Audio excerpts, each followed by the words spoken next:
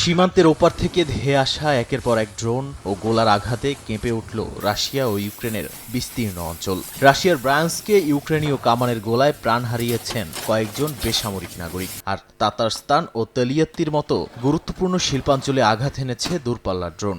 অন্যদিকে ইউক্রেনের সুমিতে রুশ ড্রোন হামলায় প্রাণ গেছে ৪৪ বছর বয়সী এক নারী রেল কর্মকর্তার। দুই দেশের এই রক্তাক্ত যুদ্ধক্ষেত্রের তীব্রতা এখন আর শুধু ফ্রন্টলাইনের সীমানায় আটকে নেই, ছড়িয়ে পড়েছে শত শত কিলোমিটার ভেতরের লোকালয় ও তেল শোধনাগারে।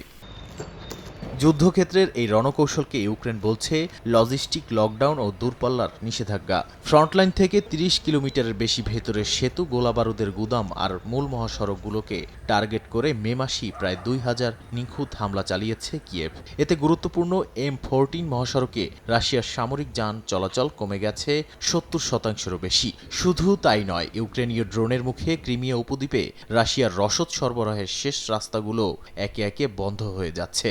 এ কারণে অবরুদ্ধ উপদ্বীপটিতে দেখা দিয়েছে তীব্র জ্বালানি ও খাদ্য সংকট।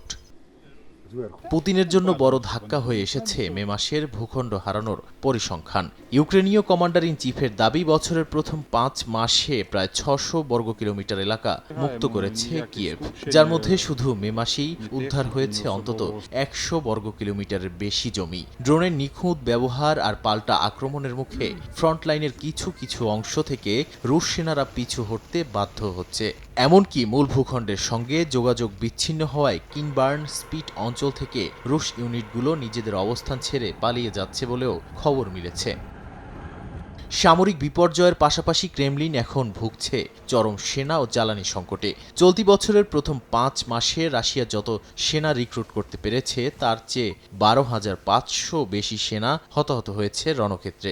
এককালীন বোনাস বাড়িয়েও কমছে নতুন সেনা ভর্তির হার। একই সঙ্গে ইউক্রেনের সুনির্দিষ্ট ড্রোন হামলায় রাশিয়ার তেল ও জ্বালানি শিল্পে ধস নামায় খোদ যুদ্ধক্ষেত্রে ট্যাঙ্ক ও সাঁজোয়া যানের চাকা সচল রাখাই এখন মস্কোর জন্য সবচেয়ে বড় চ্যালেঞ্জ হয়ে দাঁড়িয়েছে বলে মনে করেন অনেকে।